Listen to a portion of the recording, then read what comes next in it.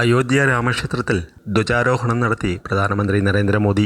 RSS സർസംഘചാലക് doctor Mohan ഭാഗവതിൻ്റെയും UP മുഖ്യമന്ത്രിയും ഗോരഖ്പൂർ മഠാധിപതിയുമായ യോഗി ആദിത്യനാഥിൻ്റെയും സാന്നിധ്യത്തിലായിരുന്നു ധ്വജാരോഹണം. രാമക്ഷേത്രത്തിൻ്റെ 191 അടി ഉയരമുള്ള ഗോപുരത്തിലാണ് 10 അടി ഉയരവും 20 അടി നീളവുമുള്ള കാവിപ്പതാക ഉയർത്തിയത്. നൂറ്റാണ്ടുകളുടെ പഴക്കമുള്ള മുറിവുകളും വേദനകളും ഇന്ന് ഭേദമായിരിക്കുന്നു. 500 വർഷം പഴക്കമുള്ള ഒരു ദൃഢനിശ്ചയം സാക്ഷാത്കരിക്കപ്പെടുന്നു.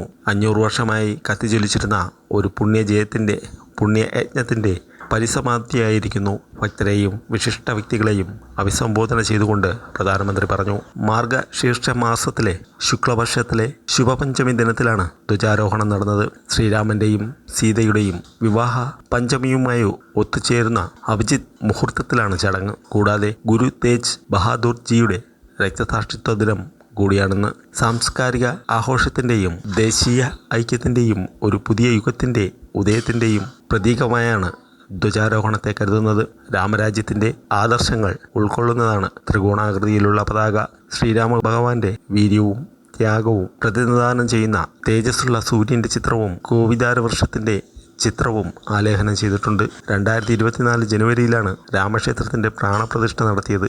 ബാക്കിയുള്ള നിർമ്മാണ ജോലികൾ പൂർത്തിയാക്കിയാണ് ധ്വജാരോഹണം നടത്തിയത്.